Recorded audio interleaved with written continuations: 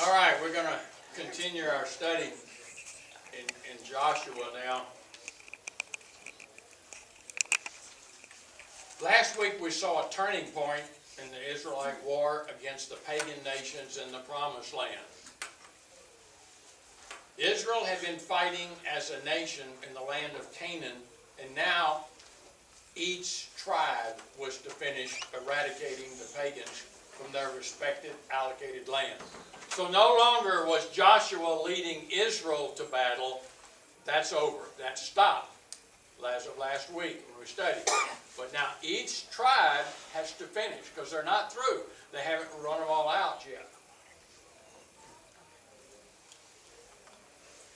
Each tribe was given their portion of land according to the borders that God had previously given to Moses. They were expected to completely eradicate all the pagans living within their tribal territory. You can see their territories there. However, no allotted land was given to the tribe of Levi.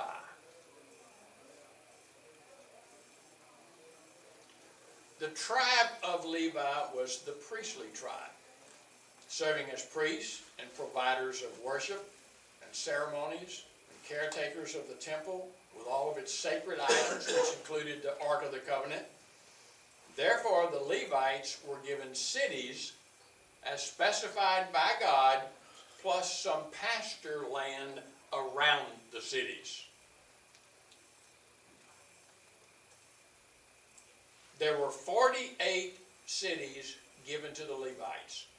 They were spread throughout the Promised Land, including the land that was on the east side of the Jordan River. Now, we'll talk more about these cities probably next Sunday because that's in chapter 21 and we're in chapter 20 today. But you can see there was 48 of those cities. Today we're going to be reading and discussing the 6 cities of refuge talked about in Joshua 20. How many of you have ever heard that before? Cities of refuge. Yeah, well, we're going to look at that today. We'll start reading in Joshua 20.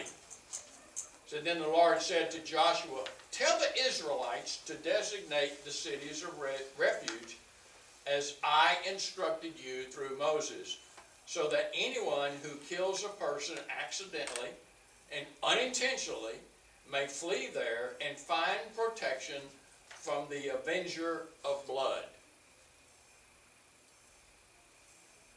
So verse 2 said, just as Moses instructed. That means that God had already shared his plan for the 6 cities of refuge with Moses, and now it was time for Joshua to carry through with the plan.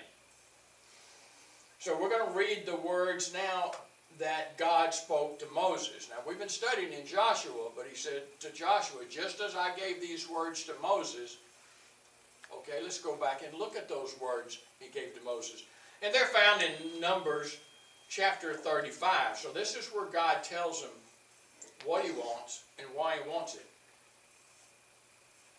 Numbers 35, verse 1, on the plains of Moab, by the Jordan, across from Jericho, the Lord said to Moses. Now, that sentence tells where they were. Where were they? Where were they? East of Jordan. Yeah, they haven't crossed the Jordan yet. Remember, Moses never crossed the Jordan River. Remember, he was on the east side, and because of his sin, God said, you're going to see the promised land from the top of this mountain, but you're not going to cross the river. You're not going to go into it. So it was on that side, and these were the words that he gave to Moses. God said, command the Israelites to give the Levites towns to live in from the inheritance of the Israelites will possess, and give them pasture lands around the towns. Then they will have towns to live in and pasture lands for their cattle they own and all their other animals. 6 of the towns you give the Levites will be cities of refuge, to which a person who has killed someone may flee. In addition, give them 42 other towns. In all, you must give the Levites 48 towns together with their pasture lands. This is God's instructions to Moses, and now that Joshua is going to cross, and they've conquered the land, they're ready for the tribes to start finishing their battles. Joshua's got to follow through on these instructions to Moses, but we'll keep reading what God told Moses. He said, the towns you give the Levites from the land that the Israelites possess are to be given in proportion to the inheritance of each tribe. Take many towns from a tribe that has many, but few from the one that has few. What does that mean? In plain English, what did God tell them to do about these towns? Give according to their means, what they were able to. According to population. portion. Yeah. Portion of land, and a portion of land was by population. So both of them fit. So if it's a larger mass of land, like Manasseh, then they would have more cities than like the tribe of Dan, which was a little small spot, than he would. So proportionally spread them out. Just kind of common sense. Then the Lord said to Moses, speak to the Israelites and say to them, when you cross the Jordan into Canaan, select some towns to be your cities of refuge, to which a person who has killed someone accidentally may flee. They will be places of refuge from the avenger. We'll come back and talk about that word in a minute. So that anyone accused of murder may not die before they stand trial before the assembly. Well, it's pretty simple. In other words, allow them to get a fair trial. Now, the 6 towns you give will be your cities of refuge. Give 3 on this side of the Jordan and 3 in the Canaan as cities of refuge.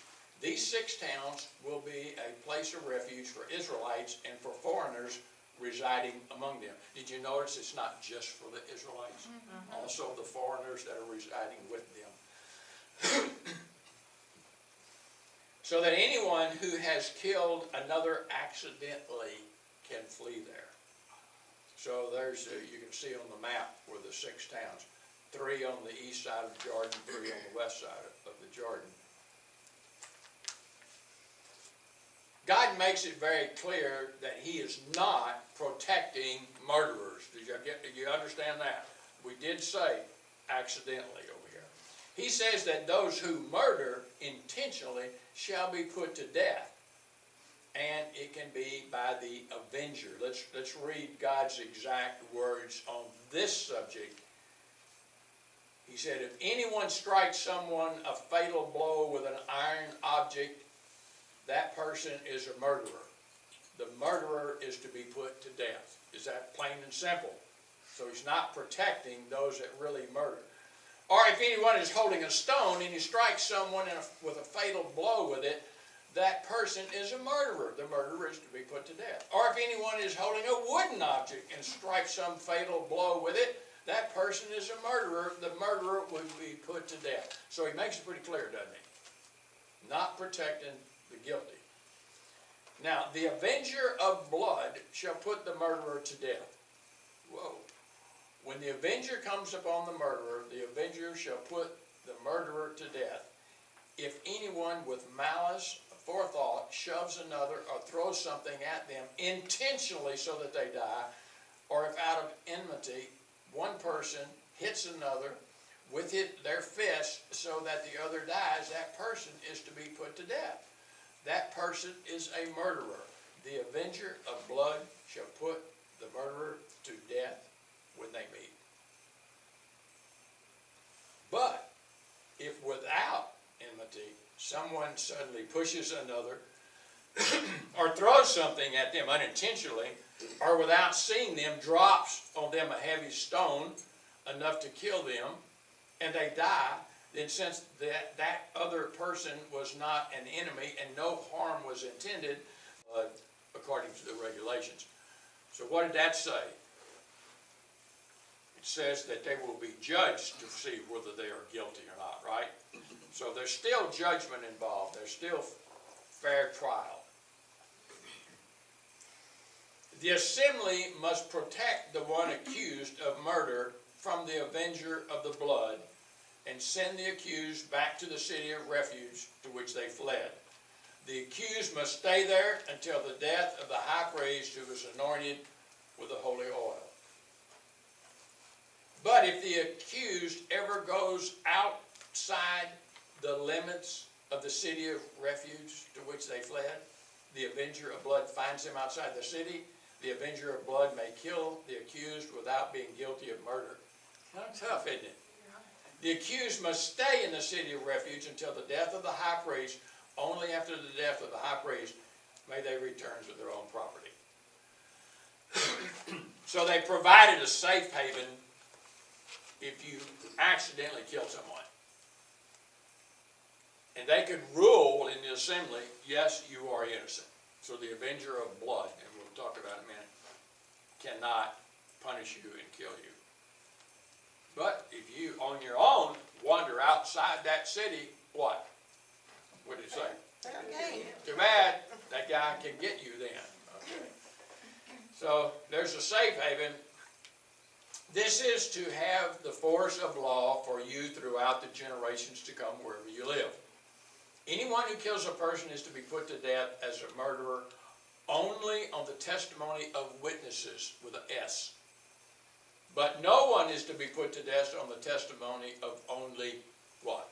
One witness. Okay? Interesting, Wallace, that the terminology from the Bible is used today. Malice aforethought. It sure is. Yeah. We hear that. How many of you ever served on a jury that had a murder trial? Anybody? There's 1, 2, 3. I did. Yeah. Served on it. Well, they were in that refuge. How do they live? Who provided the food and place for them to stay? It does. Scripture does not tell you, so anything that was said would be based on history. But from what I read, it sounded like the family members did. They knew where he was. He's in this city. He can't come out. And they would take care of him. Kind of like Donald being in prison, isn't it? Mm-hmm. The president over there in Zambia, they don't feed him, and the relatives have to feed him.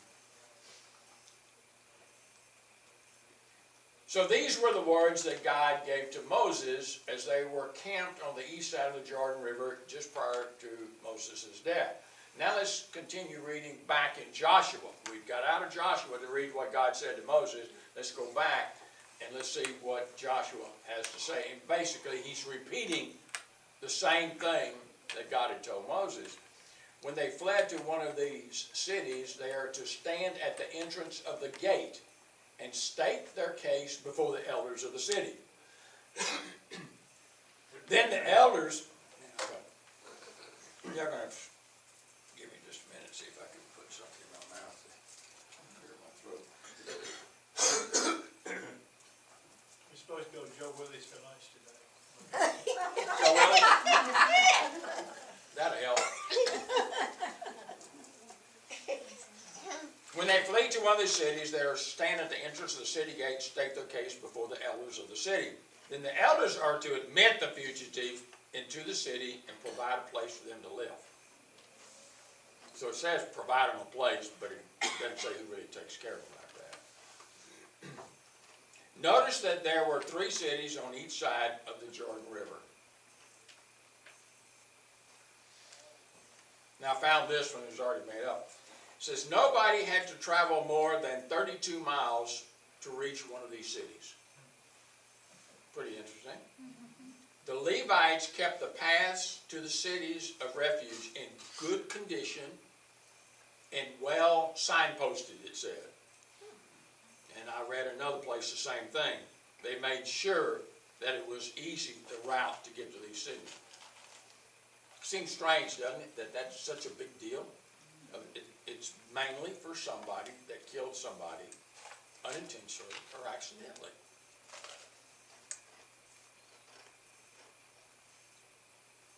Now, would you be nervous if these 3 elders were deciding your fate in a murder case? But, They don't. but the elders are not the decision makers, are they? Aren't they? Yeah, Assembly? The assembly? the assembly of the elders. Oh, Yeah. okay. And what it would probably be would be made up of mostly of the Levites. You see, the Levites were in these cities, that's kind of getting to next week, but the Levites were to be in each of these cities because where's the temple? Where's the tabernacle? Anybody remember? You had a good teacher here that taught you that already. Is it still at Gilgal, or they? The tabernacle, what Then city? they moved it from Gilgal, where they were. Right, and where is it? Anybody remember? Shalom. Shiloh. Good old Ken. Right. Always depend on him. In Shiloh. Shiloh's just north of Jerusalem. So the tabernacle's there. That's a long way for some people to go. So what's going to happen in all these towns where it's too far to travel to go to the tabernacle? They can start worshiping pagan gods. And so God's got all these cities, or not cities, the 6 cities of refuge, but the total of 48 cities spread throughout. The Levites live in there, and their purpose is to make sure that the people understand the law, that it's being taught, they understand it, that they're worshiping God, that they're not drifting off and worshiping idols because they can't go all the way to Shiloh to get to the tabernacle to worship. You know, later David had it moved to Jerusalem, and Solomon finished and built the temple. And instead of a tabernacle, meaning a portable temple, if you will, they built the temple. But the reason that the Levites were scattered out